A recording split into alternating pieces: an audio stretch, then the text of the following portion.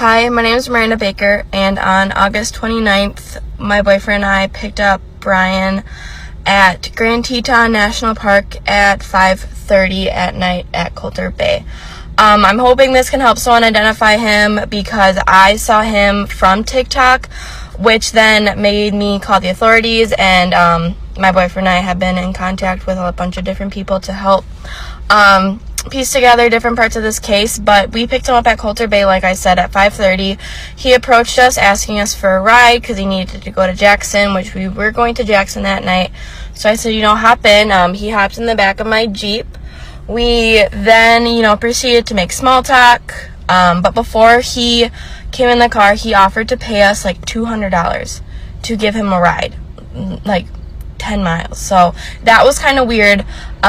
He then told us he's been camping for multiple days without his fiance. He did say he had a fiance, and that she was working on their social media page back at their van. Then once, in conversation, I brought up, we're going to Jackson. He freaked out. He's like, nope, I need to get out right now. Pull over. So we pulled over at the Jackson Dam, which I don't know if you know Teton Park, but it's not very far from Coulter Bay. And if this does reach people, I can post pictures of exactly where we were. We picked him up and the whole route or whatever, and screenshots of the timestamps. We dropped him off at 6:09 p.m. on August 29th. He kind of hurried out of the car, and then he's like, okay, I'm just gonna go find someone else to hitchhike. And we're like, okay. It was a weird situation. So when we picked him up, he was wearing a backpack, he had a long sleeve pants, hiking boots, and he had scruff. But he didn't look dirty. For someone who was camping for multiple days, he didn't look dirty, he didn't smell dirty. So that part was kind of weird. And I'm just really hoping that they find her, and this helps someone remember seeing him, or something like that. Hi. To clarify a few things that people were confused on still, when he asked for a ride, he has to go to Jackson, which, if you're familiar with this area, a lot of people call Jackson Hole Jackson. So that's why I said yes to giving him a ride. But you think any good hiker would know south and north. We were going south out of the park when he said he was camping north. He had told us that him and Gabby were not camping on a regulated campsite through the national park, that they were camping basically out in the middle of nowhere along Snake River. This is key information. He said that he had hiked for days along Snake River, but when looking at his backpack, it wasn't full, and he said all he had was a tarp to sleep on, which you think if you're going camping for days on end, you'd want food and a tent, and he had none of that. And like I said, he looked clean and didn't smell bad.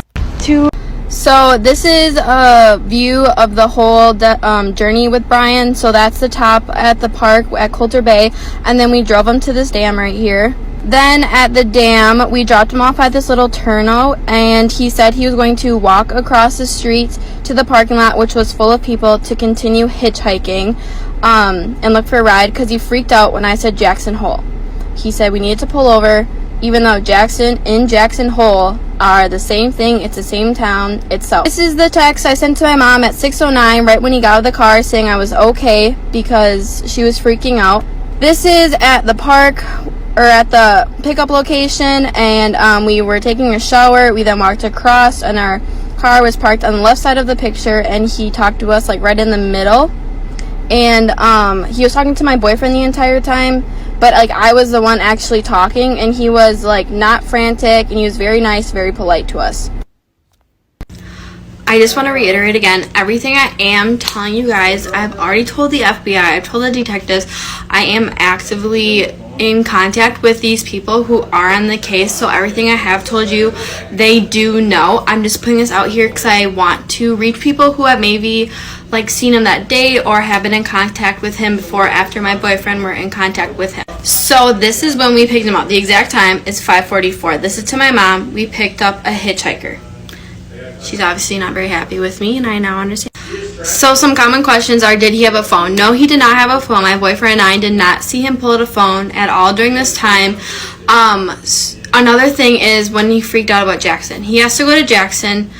During the time I said we're going to Jackson Hole. Once I said Jackson Hole, he became agitated. He seemed like he needs to get out. He was kind of antsy, and that's when things got weird. But that's when we pulled over, and I just